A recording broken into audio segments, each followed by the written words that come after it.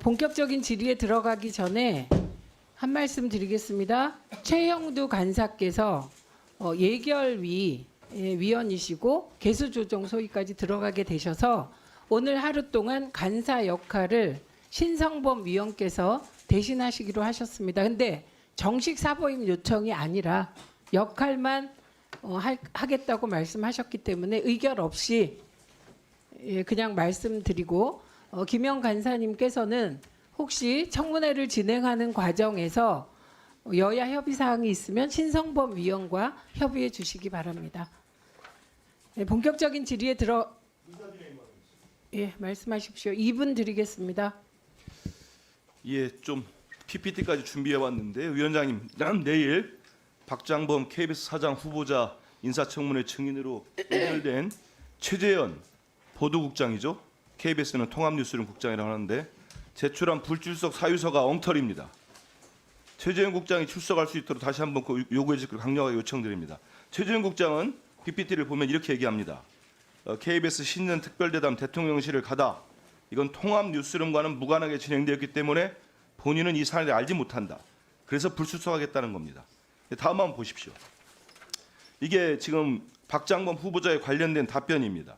보면은 해당 프로그램은 보도본부와 제작 1본부가 공동 제작하였으며 제작 1본부 제작 기획 1부서의 부서 의견으로 회신된 내용을 토대로 요구 자료 답변드립니다. 이렇게 돼 있습니다. KBS 조직도를 봐도 보면은 취재 1주간, 취재 2주간 모두 통합 뉴스룸 소관입니다. 당시 진행자인 지금 박장범 9시 뉴스 앵커도 이 소관이었습니다. 뉴스 제작 일부였습니다. 분명하게 보면 최재현 국장은 모를 수가 없는 겁니다. 몰랐다면 무능하고 패싱당한 거고 알면서도 이런 허위 답변을 내놨다면 못 나오겠다고 거짓말을 하는 겁니다. 그래서 위원장님께서 내일 최재현 보도국장이 이 KBS 신년 특별 태담 관련해서 꼭 나와서 우리 위원들의 질의를 받도록 조치해 주십시오. 이상입니다. 오늘은 박장범 후보자에 관한 질의응답을 주로 진행합니다. 그리고 증인 및 참고인과 함께 박장범 후보자에게 질의응답을 하는 시간은 내일 갖게 됩니다. 그래서 여야 간사께서 지금 불출석 사유서를 제출한 증인과 관련하여 협의를 해 주셔서 최재현 증인은 꼭 나올 수 있도록 협의해 주시기 바랍니다.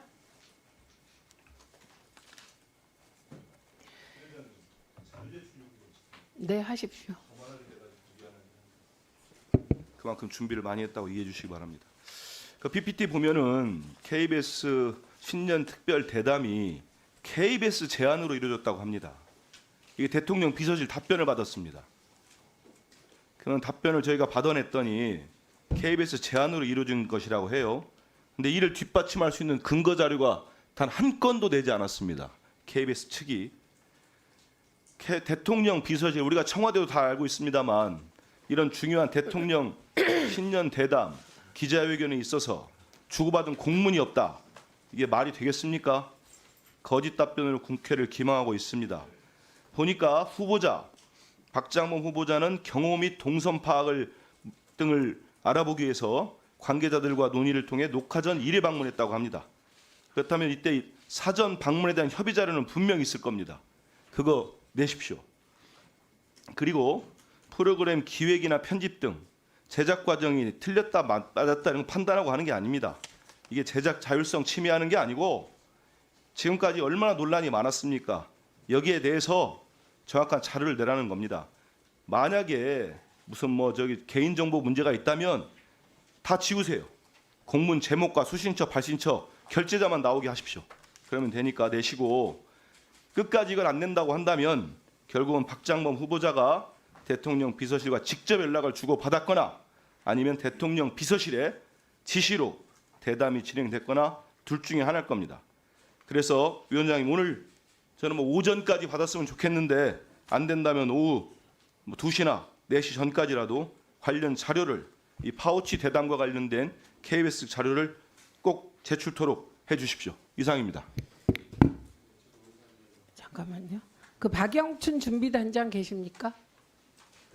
예, 이 자료는 안 낼 이유가 없어 보입니다.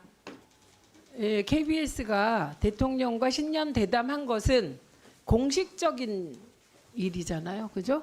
그렇기 때문에 되게 상식적으로 볼 때 KBS 측에 실무 책임자가 있었을 테고 용산 측에 실무 책임자가 있었을 것으로 보여요. 그래서 뭐 그 주고받은 일이 그게 비밀일 수 없을 것 같습니다.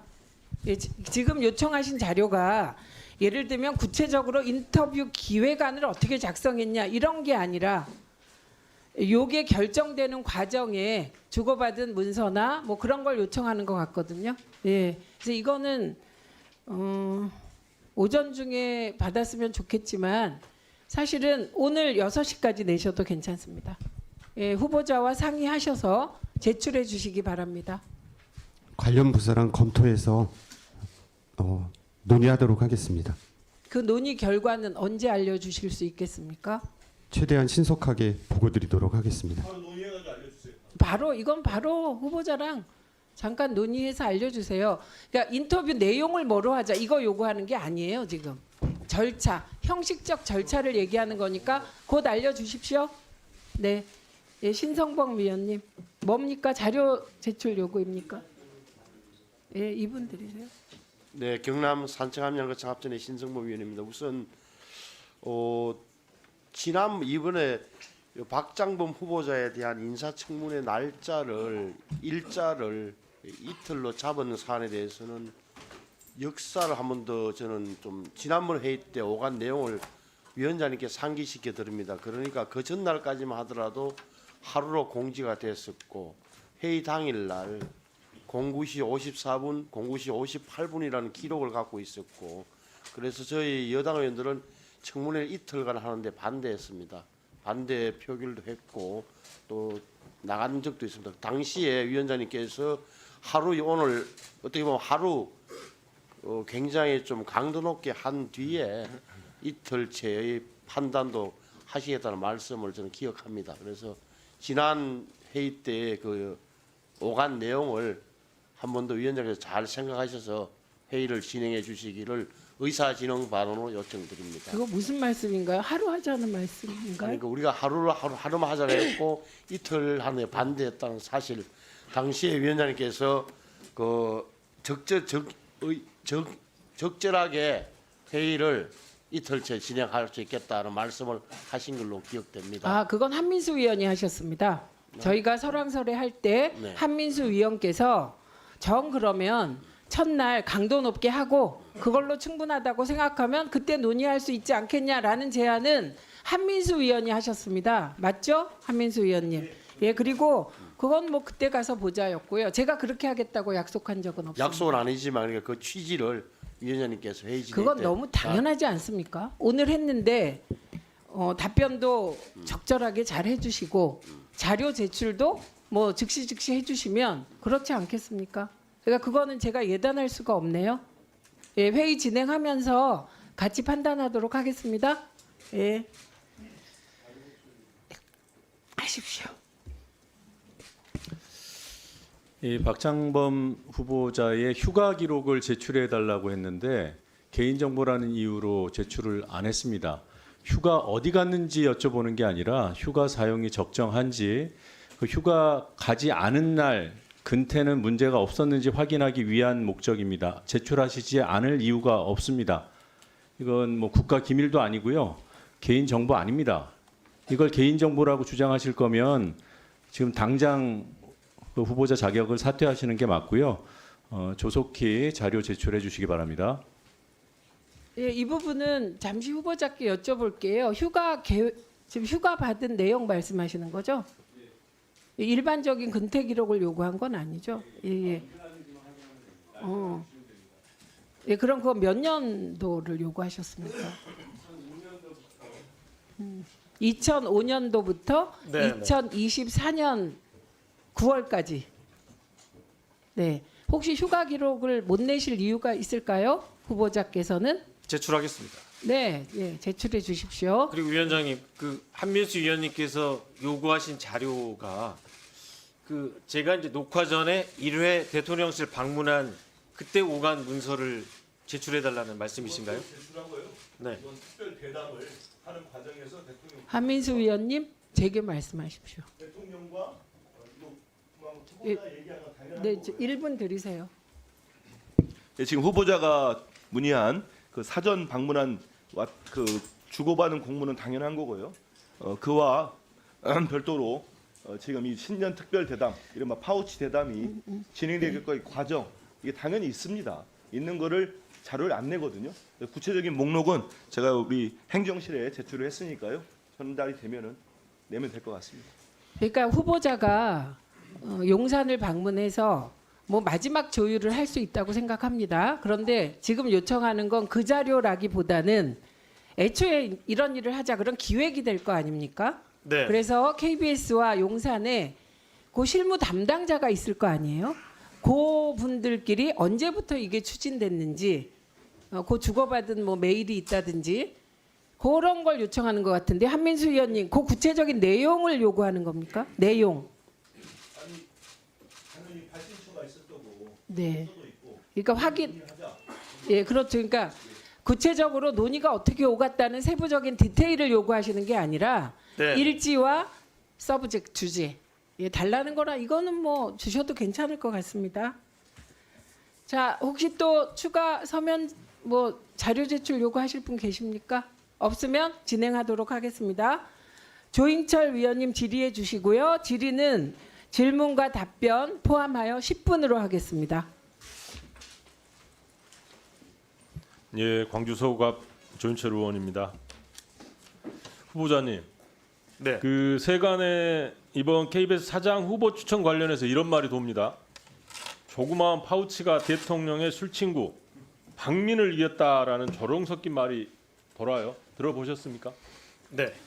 예, 이런 이야기가 왜 나온다고 생각하십니까? 다수의 국민은 용산의 지령을 받은 행동대장 박민 사장이 박장범 후보자를 9시 뉴스의 앵커로 기용하기 전까지 박장범 후보자에 대해서 전혀 몰랐기 때문입니다. 왜냐하면 기자로 활동한 10년 남짓 동안 특별히 평가받을 만한 기사도 없었고 이후에는 앵커와 간부, 특파원, 이런 비서실장 등 이른바 꽃길만 걸었기 때문이라는 평입니다. 그랬던 후보자가 세간의 주목을 받고 용산의 낙점을 받아 이 자리에 설 수 있었던 결정적 계기는 지난 2월 대통령실을 가다 특별대담의 진행을 맡으면서였습니다. 당시에 주가 조작, 양평 고속도로 등 김건희 여사의 수많은 불법 의혹이 불거지면서 대통령의 지지율이 10%로 추락하자 용산에서는 대담쇼를 기획했던 것입니다. 물론 과거에도 대통령이 국민을 대상으로 담화나 대담 나서는 경우가 있었습니다. 지난 19년 문재인 전 대통령도 KBS와 대통령에게 묻다라는 대담에 나선 바 있습니다. 하지만 박장범 후보자가 진행한 대통령실에 가다는 사뭇 달랐습니다. 당시에는 생방송이었는데 이번에는 생방송이 아닌 녹화를 통해 철저히 기획된 각본대로 질문했고 답했습니다. 동영상 한번 보시겠습니다. 이런 판단을 하고 있는 것이고 그렇기 때문에 지금 대통령께 독재자라고 얘기를 하는 것 아니겠습니까? 그 독재자 들으셨을 때 어떤 느낌이셨습니까? 최근에 많은 논란이 되고 있는 이른바 이 파우치. 네네. 외국 회사 그 뭐 조그만한 백이죠. 네. 그 백을 이 어떤 방문자가 김건희 여사를 만나서 그 앞에 놓고 가는. 적어도 박장범 후보자가 기자 정신을 제대로 갖췄다면 영부인이 왜 고가의 선물을 받았는지 국민에게 사과할 의향은 있는지 국민이 원하는 질문을 했어야만 했습니다. 하지만 실상은 어떠했습니까? 철저히 대통령과 영부인의 입장에서 그들을 대변하고 그들의 행위를 정당화하기 위한 가스라이팅에만 몰두했습니다.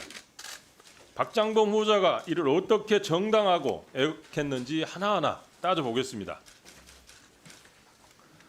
PPT 보시죠. 영부인과 수개월째 카카오톡으로 실제 대화를 나눴고 이미 고가의 화장품을 선물 받은 바 있었지만 박 후보자는 이를 신분이 검증되지 않은 자가 마치 영부인에게 접근한 것처럼 프레임을 씌워 질문에 나섰고 윤석열 대통령은 마치 질문을 기다렸다는 듯이 영부인으로서 국민을 박절할 수 없어 어쩔 수 없이 방문을 허락했고 선물과 몰카는 경호와 의전의 실패로 물타기에 나섭니다. 두 번째 보시겠습니다.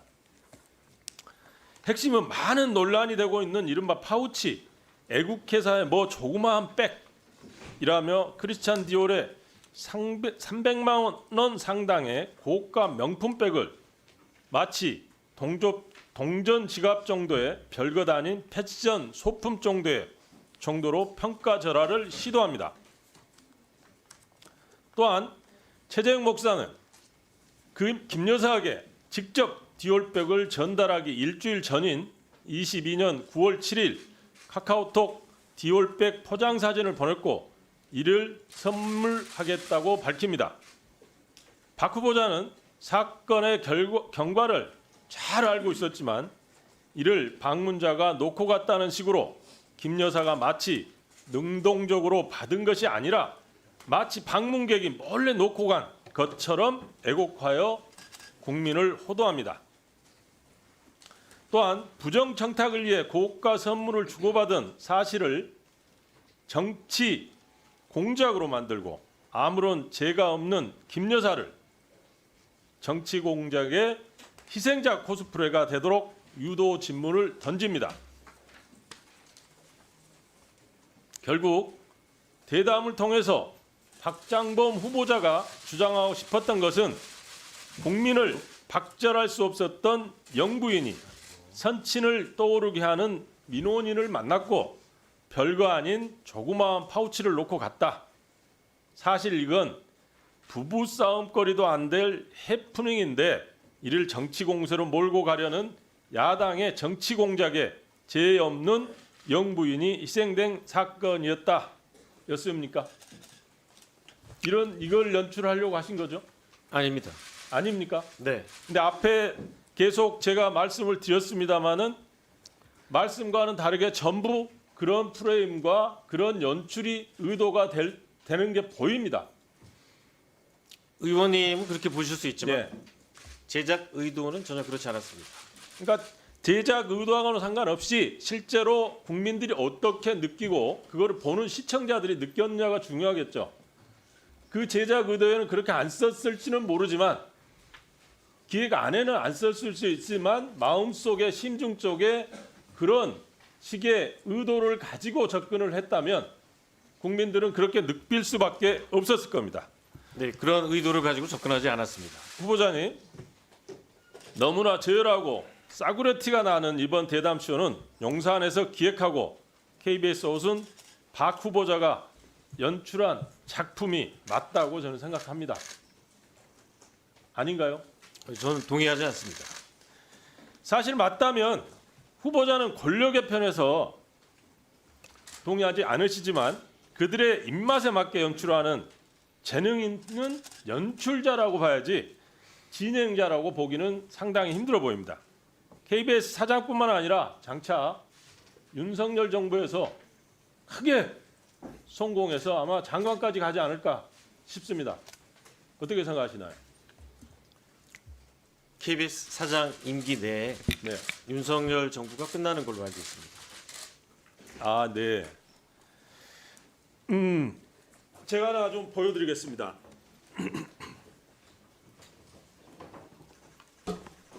이게 지금 논란이 되고 있는 디올백입니다. 물론 색깔은 다릅니다. 색깔은 다르지만 이게 조그마한 동전 지갑 정도는 아니고 제가 보면 거의 핸드백이에요. 이거를 거의 동전 지갑처럼 조그마한 파우치 정도로 폄하하려고 했던 그런 용도입니다. 혹시 후보자님 네.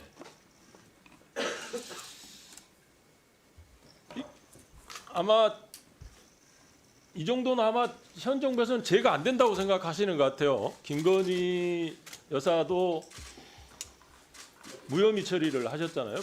받은 거에 대해서 알고 계시죠? 검찰의 무혐의 처분에 대해서는 알고 있습니다. 예. 그래서 이 정도 받는 거는 아마 아무 죄가 안 된다라는 게 이제 현 정부의 판단인 것 같고, 국민권익위원회에서도 홈페이지에 이 정도는 괜찮다라는 취지의 이미 홈페이지에 글을 올린 걸로 알고 있습니다. 혹시 우리 저 부인께서 이런 것을 받더라도 적절하게 부부싸움하거나 하시지는 않으시기를 바랍니다. 이상입니다.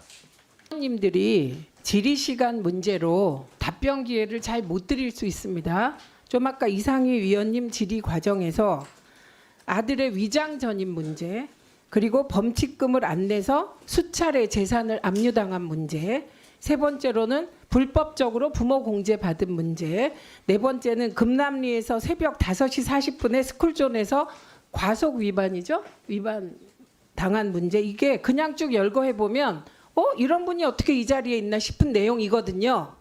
네. 네, 그렇기 때문에 아까 설명하고 싶어 하셨잖아요. 이게 네 개의 큰 사안에 대해서 각각 30초씩 설명할 기회를 드리도록 하겠습니다. 네, 괜찮겠죠, 이상희 위원님? 네. 위원장님, 근데 네 번째는 제가 잘 못 들었습니다. 스쿨존에서 과속 위반 문제. 그건 세 번째로 말씀하신 것 같습니다. 세 번째 부모 공제인데요. 어머니 공제. 네. 그 뒤에서 좀 잘 좀 해주십시오. 이게 네 개 다시 불러드릴게요. 네. 아들 위장 전입. 네. 네, 두 번째는 범칙금 안 내서 재산 압류당한 문제. 네. 세 번째는 어머니인 걸로 알고 있는데 네. 부모 공제 문제인데 네. 이게 불법적 요소가 있다는 지적. 네. 그다음에 네 번째가 스쿨존에서의 과속 위반. 네, 알겠습니다. 이 네 가지입니다. 그래서 아까 기회를 시간이 없어서 그러실 것 같아서 동의하시니까 30초씩 2분 드리세요. 2분 지나면 끝내 주십시오. 네, 그거 뭐 감사합니다. 시간 엄소하시죠? 네, 예, 알겠습니다. 앵커 하셨으니까. 네, 첫 번째로 위장 전입에 대해서 말씀드리겠습니다. 그 위장 전입은 제가 이제 맞벌이를 하고 있을 때 큰아이가 초등학교에 들어갈 때 우리 단지 내에 길을 건너는 이제 초등학교에 배정될 수도 있고 그 옆동으로 옮기면은 이 단지 내에 초등학교에 배정되는 상황이었습니다. 제가 이제 맞벌이 상태에서 첫 아이를 이제 초등학교에 보내야 되는 상황이었기 때문에 어머님께 아이의 등하교 즉 양육을 부탁드려야 되는 상황에서 이 노모께서 이제 큰 길을 건너는 학교보다는 단지 내에 있는 초등학교에 배정되는 게 좋겠.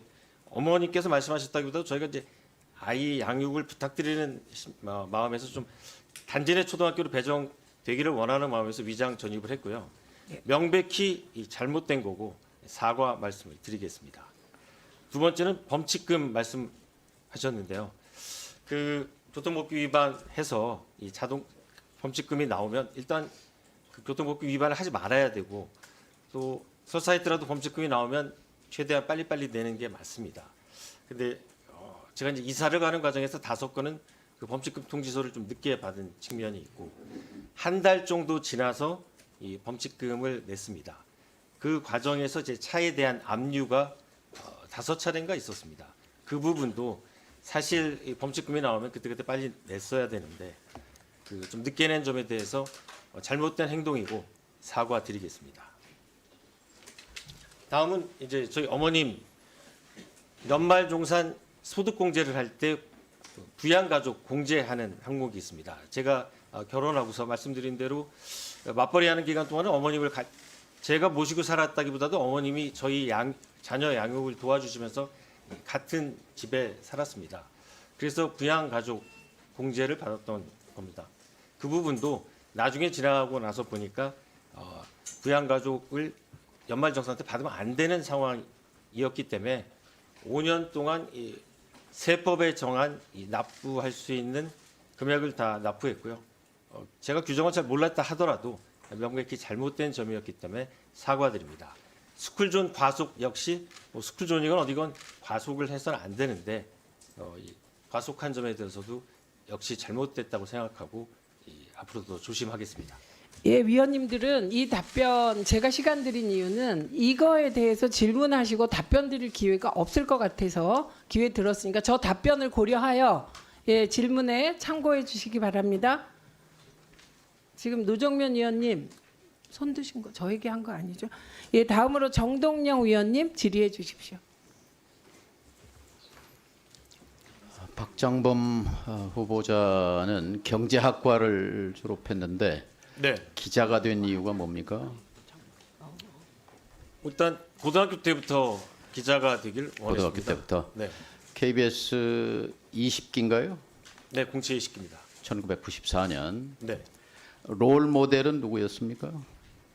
특별한 롤 모델은 없었습니다. 고등학교 때부터 기자가 되려고 했으면 뭐 생각한 사람이 없어요? 네, 특별한 롤 모델은 없었습니다.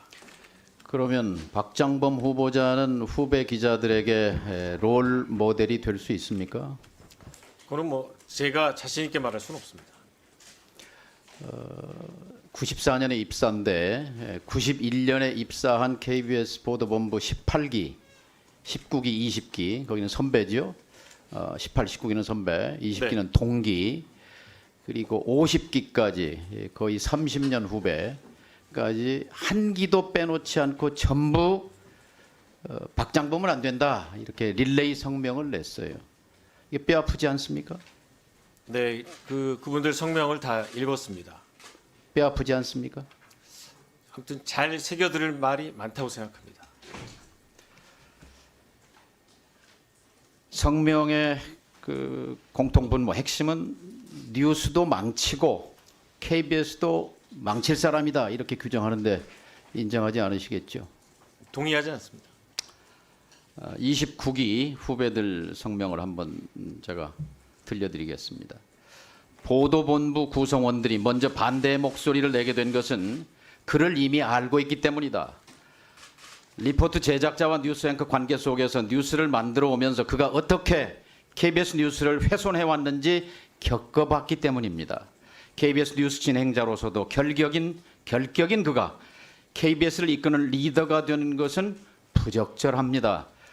KBS를 망가뜨리는데 일조한 그가 이제 공영방송 KBS를 더 큰 수렁에 빠뜨릴 수 있을 것이라는 위기감의 발로입니다.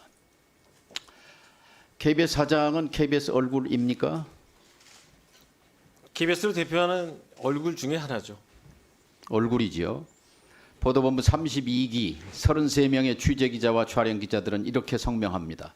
박근혜 정권 때 사회부장이었던 후보자는 최순실 사건과 관련해 관련 기사들을 애써 외면하고 박근혜 최순실 게이트를 비호하고 은폐하는 데 앞장섰다. 인정하십니까? 인정하지 않습니다. 그랬던 박장범이 KBS 사장이라니 가당키나 한 일인가? 보도본부 42기 후배들입니다. 10년차 기자인데요. 권력에 질문하지 못하는 기자는 기자가 아니다. 그런 자가 공영방송 수장은 더더욱 아니다.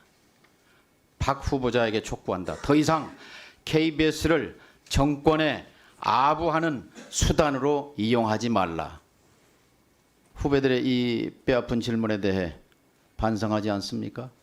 네, 저 자신을 한번 되돌아보고요. 지적에 대해서는 겸허히 수용하겠다는 생각을 가지고 있습니다. 반성합니까? 제가 어떤 잘못을 했는지 되돌아보는 계기를 삼겠습니다. 반성은 안 합니까? 특별히 뭐 성명서에 대해서 반성할 생각은 없습니다. 성명서가 아니고 그 지적에 대해서. 뭐 특별히 반성할 내용은 없다고 생각합니다. 만일 대통령을 인터뷰하는 기자가 이렇게 질문한다면 대통령이 야당과 소통하지 않는다. 그래서 야당은 대통령을 독재자라고 부른다. 어떻게 생각하십니까? 이런 질문을 한다면 이것은 기자의 질문으로서 적절한 것입니까? 아닙니까? 제가 이제 할 수 있습니까? 후배 기자가 한 프로그램에 대해서 평가하긴 뭐하지만요. 아니 저라면 그렇게 문재인 기자가 전 질문한다면 대통령을 기자가 할 향해서 수 있는 질문인가요? 아닌가요? 저라면 문재인 전 대통령 향해서 독재자란 표현을 쓰지 않습니다. 문재인 정부 시절에 문 대통령과 신년 인터뷰한 같은 KBS 보도본부 출신 송현정 기자의 인터뷰 질문입니다. 대통령이 많이 불편했을 것입니다만 권력에 질문하지 않는 자는 기자가 아니다라는 후배들 성명에 부합하는 질문입니다. 후보자는 윤 대통령에 대해서 조만한 파우치에 대해서 질문했습니다. 대통령에 대해 불편한 질문입니까? 대통령의 심기를 생각한 질문입니까? 그 주제 자체가 대단히 불편한 질문이었을 거라고 생각합니다. 후보자는 혹시 타임지 편집장이 쓴 아부의 기술이라는 책을 본 적이 있습니까? 없습니다. 아부는 인간의 본능이고 아부는 기술이다. 아부는 특별한 목적을 추구하는 기술이다. 파우치는 아부라고 생각하는 국민이 많은데 인정하십니까? 파우치는 사실, 팩트입니다. 상품명입니다. 조만한 파우치는 즉석에서 생각한 겁니까? 오래 생각해서 고민한 질문입니까? 조그만한 파우치라고 한 적은 없고요. 파우치라고 한 다음에 영어를 풀어서 조그만한 가방이라고 했습니다. 사전에 조그만한 나오는 표현입니다. 가방, 조만한 가방 파우치, 매치나 되치나 마찬가지입니다. 파우치라고 말할 때 시청자는 누구였습니까? KBS 프로그램을 보는 분들이 시청자죠. KBS를 보는 시청자들이 파우치를 알아들을 사람이 몇 %나 될까요? 그래서 이 파우치라는 용어를 쓴 다음에 외래어를 쓴 다음에 저는 텔레비전 보도에서 파우치라는 말을 처음 들었습니다. 그 시청자는 윤 대통령과 그 부인이었을 것입니다.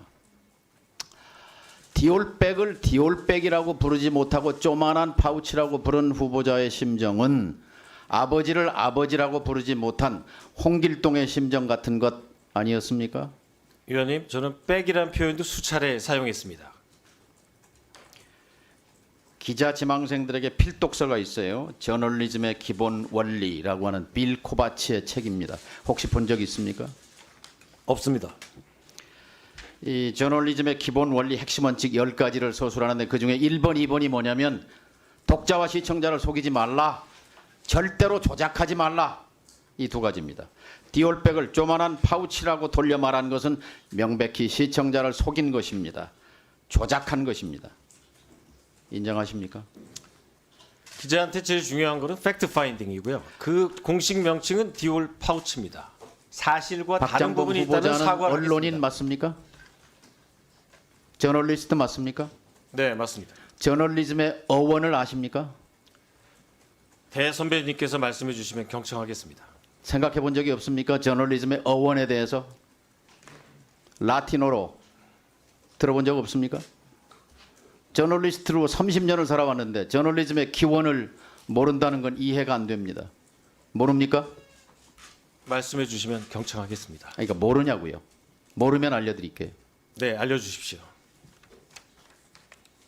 디우르나, D-I-U-R-N-A, 라틴어입니다. 매일매일 기록한다는 말이에요. 어원입니다. 저널리즘. 네. 알고 싶은 욕망, 대중들의 욕망을 거기에 정보를 제공하기 위해서 가장 중요한 것이 정확성입니다. 정확한 단어입니다. 정확한 개념입니다. 조만한 파우치는 정확한 말이 아닙니다. BBC 가보셨습니까? 네.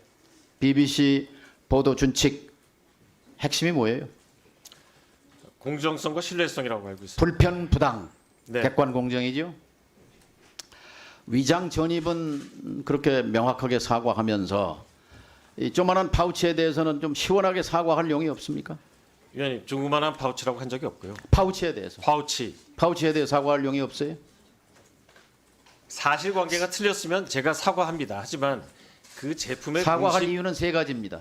첫째, 권력에 대한 아부가 명백하기 때문입니다. 두 번째, KBS의 명예를 실추했기 때문입니다. 세 번째, 국민의 눈높이에 이것은 부정확한 표현입니다. 국민은 파우치를 모릅니다. 네, 의원님 말씀과 지적 잘 새겨 듣겠습니다. 사과하시는 게 좋을 것 같습니다. 권력의 눈치를 보는 언론, 저널리즘, 권력에 봉사하는 저널리즘, 언론은 저널리즘이 아니고 언론이 아닙니다. 민주 공동체를 파괴하는 일입니다. 저널리즘이, 언론이 충성해야 할 대상은 시민입니다. 동의하십니까? 네, 맞습니다. 동의하신다면 깨끗하게 사과하십시오. 부적절한 표현이었다고.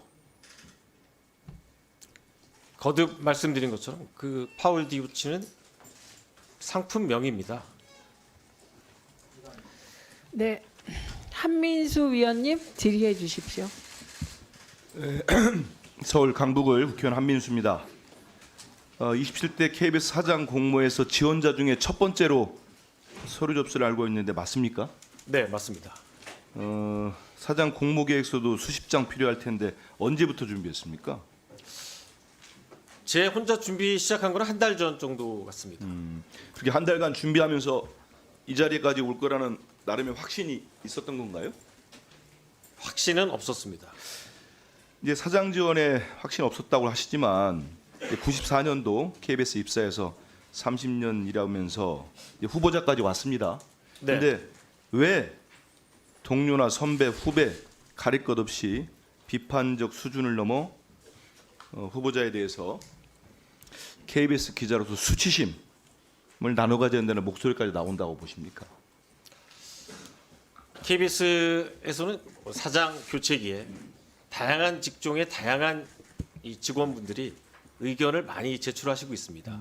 그런데 이번에도 역시 그 후배 그런데 이번에 기자분들이- 보면은 네. 다음 질의 때도 하겠습니다만은 그 지금 박 후보자 얘기하는 범위를 넘어서는 것 같습니다. 그 35기 기자 성명 아마 봤을 텐데요. 지금 앞서서 우리 의원님들이 파우치 얘기를 하니까 한 대목만 제가 지금 PPT에 있습니다만 이 기자 20기니까 15년 후배들 아닙니까? 이 후배들이 지적하는 걸 한번 보십시오. 파우치뿐만 아니고 시종일관 뭐 내용 다 정말 주옥 같습니다. 그런데 제가 이 쳐놓은 것만 보시면 시종일관 굴종적인 태도를 유지하며 공영방송을 권력에 헌납했습니다. 파우치 발언은 그 굴종 가운데 한화에 불과했다고 보는 겁니다. 이 구성원들이 우리 국민들뿐만 아니고 우리 후보자와 30년 있을 때 15년 후면 15년을 같이 일한 기자들이 이렇게 보고 있는 겁니다. 그러면서 묻습니다. 왜 박장범이 아닌 우리가 KBS 기자라는 수치심을 나눠 가져야 하냐고. 이 평가에 대해서 어떻게 보십니까?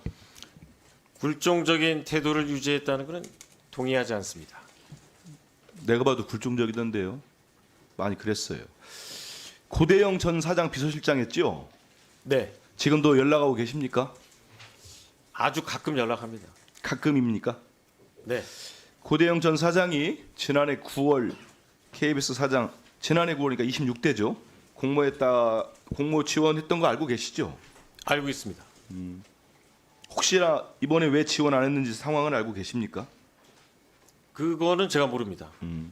보니까 이제 후보자께서는 실제 이제 관리직 보직을 맡은 거 없습니다. 그래서 KBS 내부에서 후보자가 통솔하거나 이렇게 관리를 해본 조직 또한 전무하기 때문에 우려가 많이 나오는 것 같습니다. 그럼 이런 상황에서 KBS 최종 후보까지 되셨는데 사장 후보까지 됐는데 이 경영계획서 쭉 준비 저도 봤습니다. 준비하는 과정에 누구의 도움을 받았습니까? 도움을 받은 사람은 우리 회사 내에서는 없고요. 주로 제가 참고한 자료는 이사회에서 나오는 그 연감을 주로 그러면 그 참고했습니다. 자료를 경영계획서 등 모든 자료를 혼자 준비했습니까? 그리고 또 제가 알고 지내던 아니, 그것만 방송 얘기하십시오. 혼자 방송 준비했냐고. 예. 아니, 방송 그러면- 외부 전문가한테 물어본 건 있습니다. 그럼 밖에 있는 분 고대영 전 사장하고는 상의 안 했습니까? 전혀 상의하지 않았습니다. 제가 고대영 사장 문제를 물어본 거는 여러 군데를 저와 제 보좌진들이 취재를 해보니까 이런 얘기 나옵니다. 파우치 사장을 넘어 더 거대한 차원의 비판적 말이 나오고 있어요.